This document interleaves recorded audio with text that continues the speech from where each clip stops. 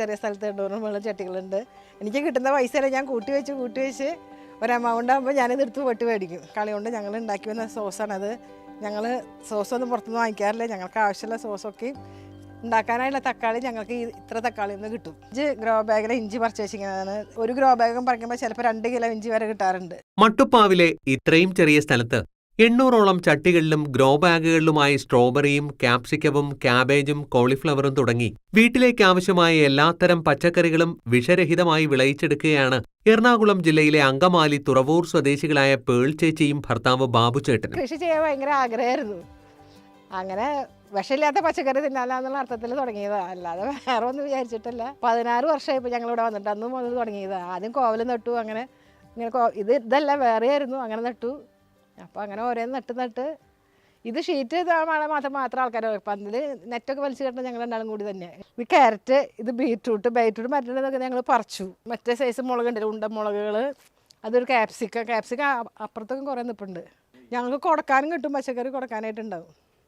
ഞങ്ങൾ കൊറോണ സമയത്തൊക്കെ 10,000-3000 രൂപയ്ക്ക് പച്ചക്കറി ഇവിടുന്ന് ടെറസിൻ്റെ മുകളിൽ നിന്ന് പറിച്ചു കൊടുത്തതാണ്. താഴെ സ്ഥലമില്ല, താഴെ ഞങ്ങൾക്ക് ആകെ ഈ സ്ഥലമുള്ളൂ, അതുകൊണ്ട് ടെറസിൽ ചെയ്തു. ഇത് അയർലൻഡിൽ നിന്ന് കൊണ്ടുവന്ന വിത്ത് പാവി മുളപ്പിച്ചതാണ്. ഞങ്ങൾ മോൻ്റെ അടുത്ത് പോയപ്പോൾ ഇങ്ങനെ കടയിൽ പോയപ്പോൾ വിത്ത് കണ്ടപ്പോൾ ഒന്ന് പരീക്ഷിക്കാൻ വേണ്ടി വാങ്ങിച്ച് നോക്കിയതാണ്, ഉണ്ടാകില്ലേ എന്നുള്ളത്. ഇത് വഴുതനങ്ങയുടെ തൈ ഇപ്പോൾ കൃഷിഭവനിൽ നിന്ന് കിട്ടിയതാണ്. ഈ വഴുതനങ്ങ വെണ്ട അതൊക്കെ ഇപ്പോൾ കൃഷിഭവനിൽ നിന്ന് ഞങ്ങൾക്ക് ഈ ചട്ടി മേടിച്ചപ്പോൾ സബ്സിഡിയിൽ ചട്ടി വന്നപ്പോൾ അത് വാങ്ങിച്ചതാണ്.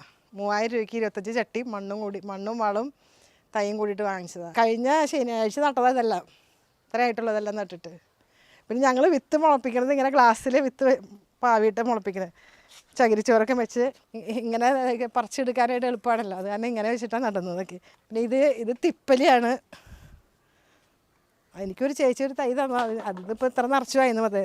പിന്നെ ഇതെല്ലാവരും കോളിഫ്ലവറും ക്യാബേജ്, അതിൻ്റെ ഉള്ളിൽ നിന്ന് തൈ മുളയ്ക്കുന്നതാണ്. ഇത് മണ്ണിൽ വീണ് തന്നെ മുളയ്ക്കുന്നതാണ് സ്ട്രോബെറിയുടെ തൈ മുളയ്ക്കുന്നത്. ക്യാബേജ് 3 മാസമായി. ക്യാബേജ് ആയി തുടങ്ങി, ചിലതൊക്കെ ആയി തുടങ്ങിയിട്ടുണ്ട്, ഇതൊക്കെ ആയി തുടങ്ങി. സാധാരണ കേട്ടു, പക്ഷേ ഈ പ്രാവശ്യം കോളിഫ്ലവർ വലിയ ഗുണമായില്ല. ഇത് തക്കാളി വഴുതന നമ്മൾ ഇത്ര ഉണ്ടാവുമെന്ന് വെച്ചിട്ടുള്ള നട്ടത്. പിന്നെ ഞങ്ങൾ ഇതിൻ്റെ ഇടയിലെല്ലാം ബന്ദിയുടെ പൂ വയ്ക്കും, കാരണം പ്രാണികൾ വരാതിരിക്കാനായിട്ട് ബന്ദി വെച്ച് പൂവാക്കുമ്പോൾ പ്രാണികളുടെ ശല്യം കുറവായിരിക്കും.